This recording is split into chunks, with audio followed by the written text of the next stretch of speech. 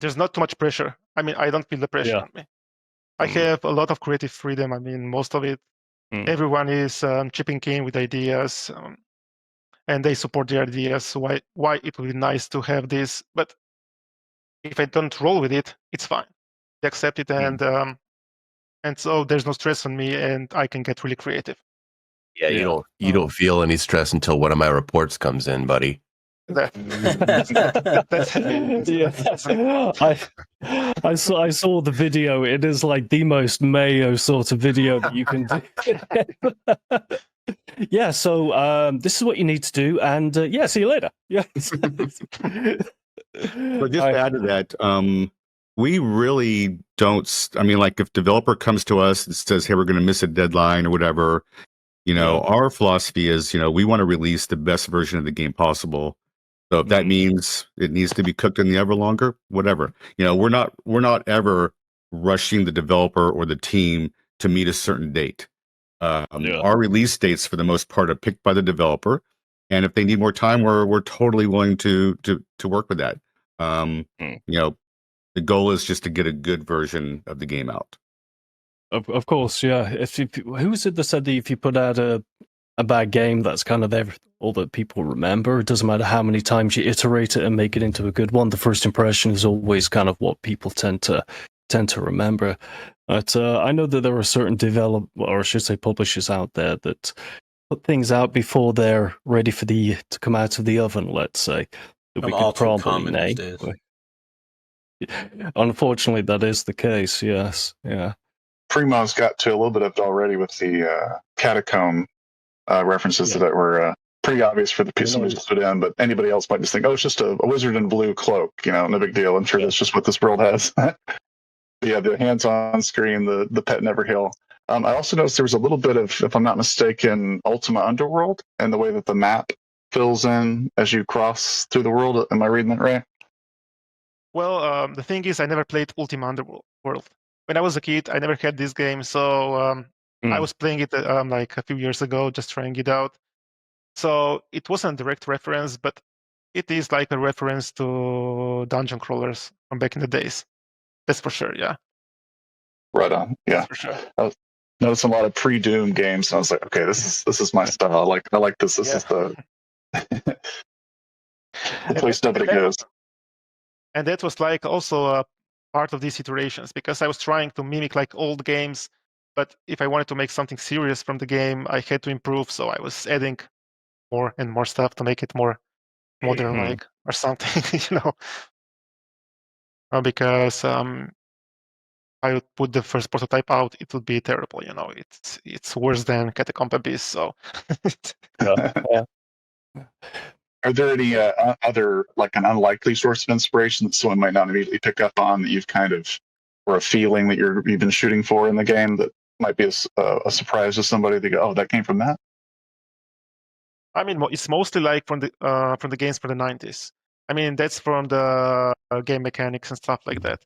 But overall, I was the main inspiration was like fantasy games like Heroes of Might and Magic and stuff like that. But from the first-person shooters from the 90s, like we have lots of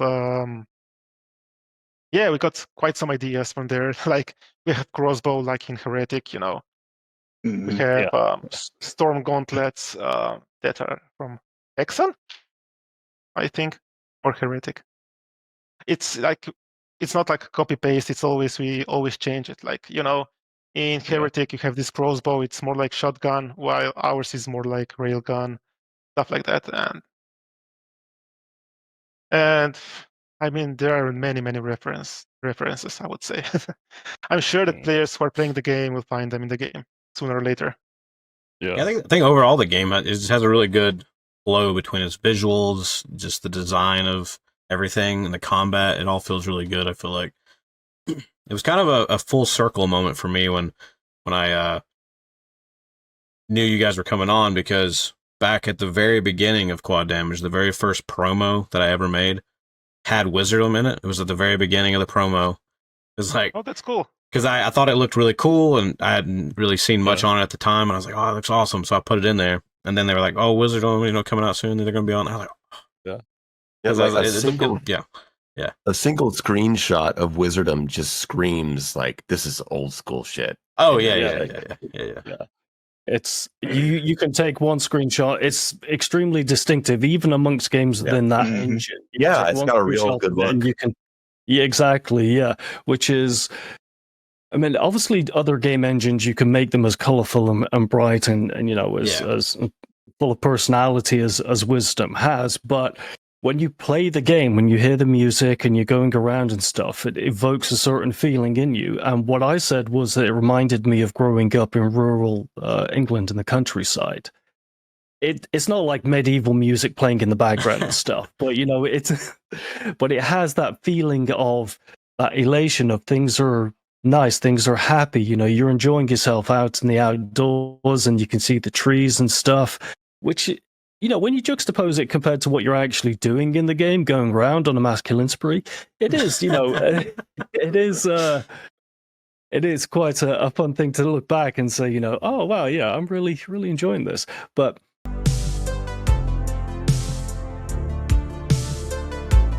in terms of the game and making sure that its difficulty spike is catered, and Mayo, you can no doubt, plug in on this as well. How do you manage to adjust the game to cater for different skill levels, let's say, for example? Oh, well, so first of all, we have difficulty levels. That's a standard, right? But the core concept and idea behind the Wizordum was that this should be like a casual first-person shooter, right? You don't have to be hardcore to play it. You can just, don't play it for 6 months, just come back and enjoy one level in the evening. That was the core idea. And however, we also want to have challenge in the game for those who want it, right? So I would say this is not perfect yet. I hope it is for this release in the 2 days, but it's like on the hardest difficulty, we would like to. I mean, players will need to use everything they know about the game to pass the levels, right? Because we have spells in the game next to default weapons, and on normal difficulty, you can play through the game without using the spells if you don't want to. But on Nightmare, the topmost difficulty, we want players to heavily rely on spells to finish the game. Yeah. And I know I didn't answer your question just yet, but so on. Oh, you'll get there. It's okay. Take your time. I'll get there. So on higher difficulties, there are more enemies and they hit harder. So if you're not using spells into your advantage, you'll most likely be squished in the corner and just you'll be done. So that's how we do it. It's not complex. It's not like a science, but it's we just put more enemies that hit harder, and we hope that players will rely on spells to get past them. When you add more enemies, then I mean, logically you're using more ammo just in overall, right? So that also changes the resource balance because we don't add more ammo into the game, right? So you have to use more spells. You're changing your weapons more. You're thinking more about using melee to preserve those resources. Thinking smart. There's several consequences that come from just adding more enemies. Changes several things about how the flow of the game is. That's exactly when we talk about difficulty. When you talk about spells, that was one of the first things that we really noticed. I don't want to talk too much on this. I want more of this to be Scott and Primaz's show here because I've been here several times.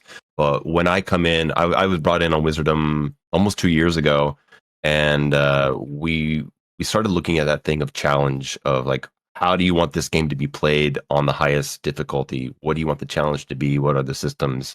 And like Primaz says, he wants it to feel like you need to be using your spells to survive on the highest difficulty. Yeah.